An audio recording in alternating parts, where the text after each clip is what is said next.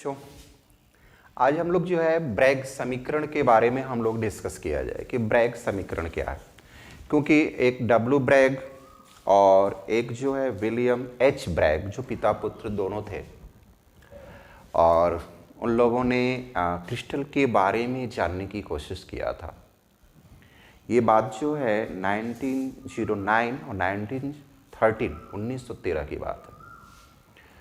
तो इन लोगों ने क्रिस्टल में जो है किस टाइप के क्रिस्टल हो सकते हैं, तो उसी के बेस पे जो है इन लोगों ने एक इक्वेशन दिया, एक समीकरण दिया जिसको हम लोग ब्रैग समीकरण कहते हैं। जैसे मान लिया जाए कोई क्रिस्टल है तो उसका एक तल होगा ऊपरी हिस्से पर और एक तल दूसरे हिस्से पे।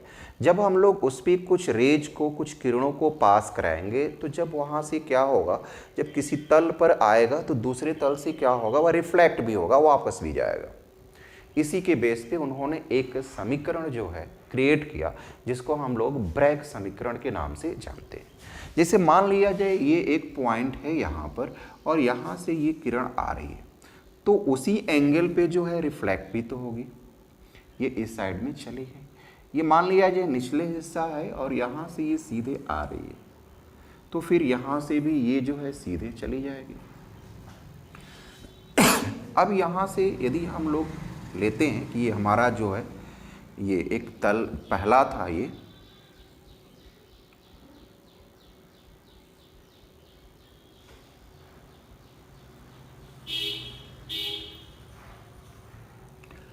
हमारा मान लिया जाए कि पहला पॉइंट ए है। यहाँ से यदि हम लोग इसको मिलाते हैं यहाँ से, तो ये बी, ये सी हो गया, ये हमारा डी हो गया। यहाँ पर हमारा जो है 90 कोण बनता है। हमें इस कोण की बात करनी है, ये कोण जो है कितना होगा। तो आप जानते हैं कि ये हमारा जो है 90 अंश है, सामने की जो भुजा है वो कर्ण है। मान लिया जाए, माना कि AC की जो लंबाई है वो हमारा D, जो डिस्टेंस है, दूरी है, उसको मान लिया जाए कि यहाँ पर ये हमारा D है, जो दोनों में कॉमन है, इधर वाले में भी और इधर वाले में भी। और हमें इस कोण की बात करनी है। जैसे मान लिया जाए ये कोण थीटा है, तो ये बराबर भी होगा, तो ये भी कोण थीटा होगा। तो इस कोण के लिए हमें क्या करना है, हमें ये BC की लंबाई को फाइंड आउट करना है। तो यदि हम यहाँ से लेते हैं साइन थीटा, या ऐसे कर लें समकोण त्रिभुज ABC से, क्योंकि B जो है समकोण है, तो मैथ के अकॉर्डिंग ये मान लिया जाता है कि हमारा जो है B जो है बीच में है और वो 90 अंश का। तो समकोण त्रिभुज ABC से, तो यहाँ पे हम लिख सकते हैं sine theta equal to, theta के सामने का जो कोण होता है वो लंब होता है, ऐसा मैथ में कहा जाता है।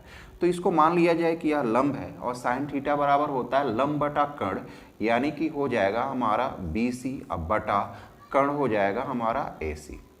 BC की लंबाई तो मुझे पता नहीं है, तो BC को BC ही लिख लिया जाए, लेकिन AC की लंबाई हम लोगों को पता है D है। तो यहाँ से यदि हम BC कर दें तो BC इक्वल टू हो जाएगा D साइन थीटा। ये हमारा एक इक्वेशन जो है बन गया, पहला इक्वेशन। ठीक इसी तरीके से यदि हम लोग इस वाले साइड में आते हैं, पुनः समकोण त्रिभुज ADC से, तो यहाँ पर हम जब लेंगे साइन थीटा बराबर, तो लंब हमारा यहाँ पर होगा CD अपान हो जाएगा AC। CD की लंबाई पता नहीं है, लेकिन AC जो है हम लोग माने हुए हैं कि D है। ऐसे कंडीशन में जो है यदि हम CD की बात करें, हो जाएगा ये क्रॉस मल्टीप्लाई हो जाएगा, ये हो जाएगा D साइन थीटा। तो ये हमारा इक्वेशन जो है 2 हो गया, दूसरा हो गया। यदि हम लोग समीकरण पहले और दूसरे को जोड़ दिया जाए, तो यहां लिख लिया जाए समीकरण 1 धन समीकरण 2, तो यहां हो जाएगा हमारा BC plus CD equal to हो जाएगा D sine theta plus D sine, कि ये हो जाएगा B C plus C D बराबर 2d साइन थीटा। ये इसकी वैल्यू इतनी आ रही है बच्चों। तो हमारा जो है B C plus C D equal to 2d sine theta जो है आ रहा है। यहाँ पर ब्रैग ने एक बात कही कि यदि मान लिया जाए कि B C plus C D equal to N lambda, तो इस कंडीशन में हम लोग मान सकते हैं या आएगा N lambda equal to 2d sine theta. ये हमारा जो है इसी समीकरण को ब्रैग समीकरण कहते हैं। यदि जो साइन थीटा है वो आपका क्वेश्चन जो है ऑलरेडी दिया रहेगा, डी की बात आती है वो डिस्टेंस भी दिया रहेगा, और मान लिया जाए एन की बात आती है तो हमारा जो है कितनी बार उसने क्या किया, रिफ्लेक्ट किया, तो नंबर ऑफ रिफ्लेक्शन जो है वहाँ पे कितनी बार वह एन की वैल्यू दिया रहेगा।